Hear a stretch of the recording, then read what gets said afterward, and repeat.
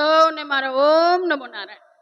મારે આંગણ તુલસીનો છોડ જો, એવા માંજર આવ્યા છે મોંઘા મૂલના.